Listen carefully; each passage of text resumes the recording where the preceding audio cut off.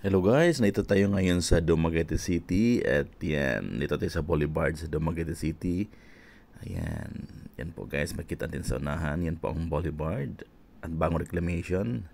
At sa likod natin, yun naman yung Bethel Guest House. Yan, yun. At sa likuran ko po guys, yun po yung yan, reclamation pa din yan. Yun po yung dinagdag na area kaya lumaki ang Boulevard. Ayan, ayun.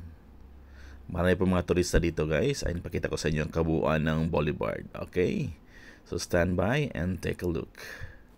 At yun po guys, sa unahan, o kung makikita natin sa unahan, doon po yung port area. So medyo malayo po siya. Pero kaya namang lakarin. Napakalinaw po yung tanawin dito guys. Kadalasan po dito nagja-jogging yung mga taga Dumaguete at saka may mga foreigners din na nagja-jogging tuwing umaga. Ayan.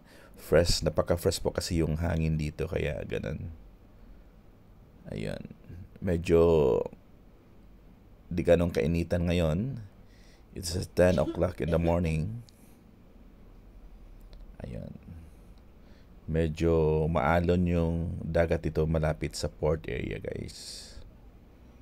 So yan po, so unahan yung port area.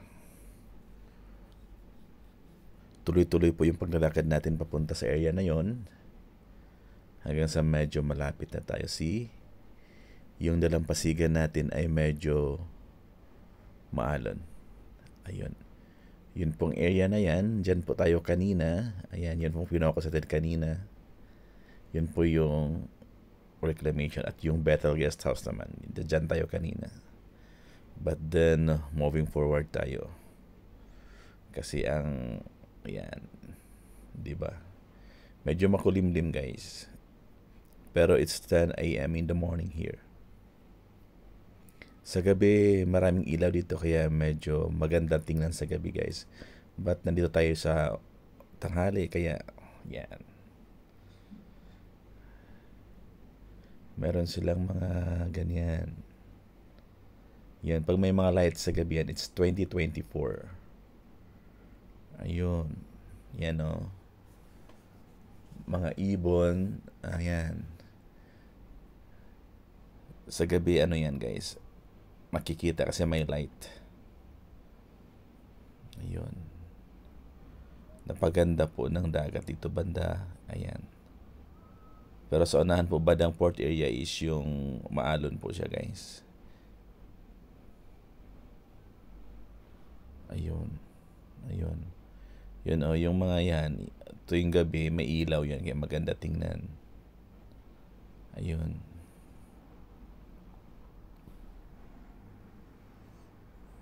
Ayun po guys.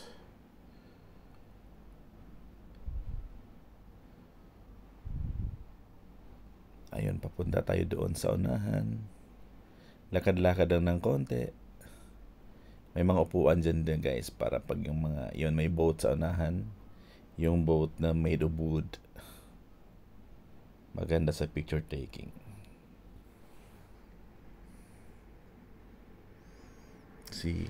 Yung mga iba dyan nagpapahangin dito pa sila nakaupo guys. Ayan. Opposite side naman dyan guys, yan po ang Siquijor.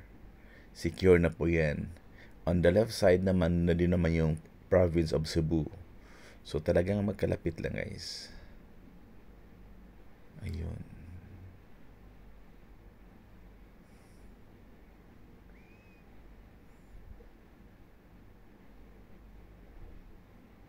Yun na po yung boat na sinasabi ko dyan guys. Yun po yung ano, made of wood.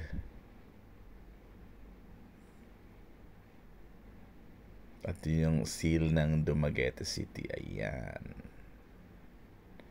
Ayan po.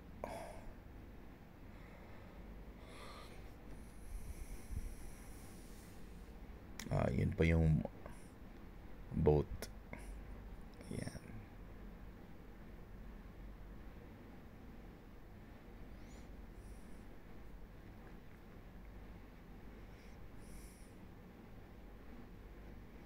So, yan yung makikita dito banda na area.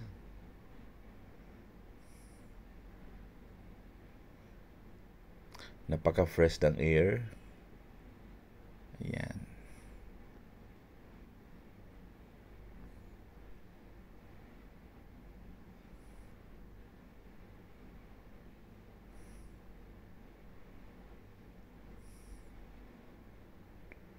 Ayun.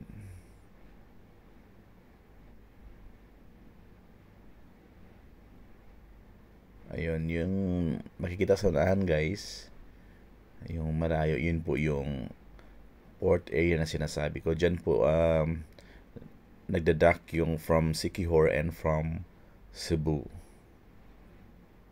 Mga ocean jet, dyan po guys. Ayun. Ayun. Umikot lang po tayo to give you more details sa likuran natin at sa unahan natin.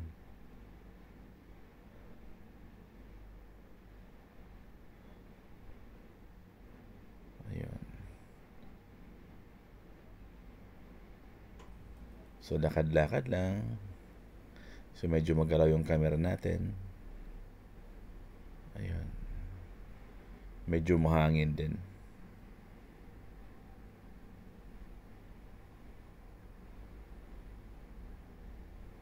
Ayan.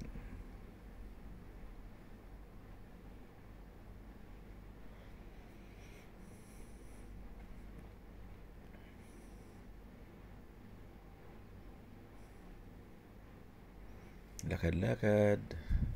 Dahan-dahan, papawis.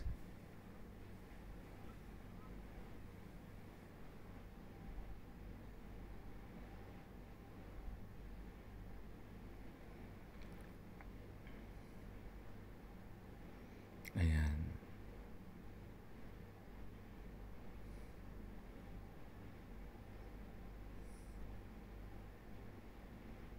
Ayun. May ilaw sa gabi yan guys. Kaya next time sa gabi tayo mamasyal. Kunan natin ng video. Marami din mga establishment dyan sa gilid. Mga bar, restaurants sa gilid. Maraming mga foreigners sa mga nandyan. Ayan.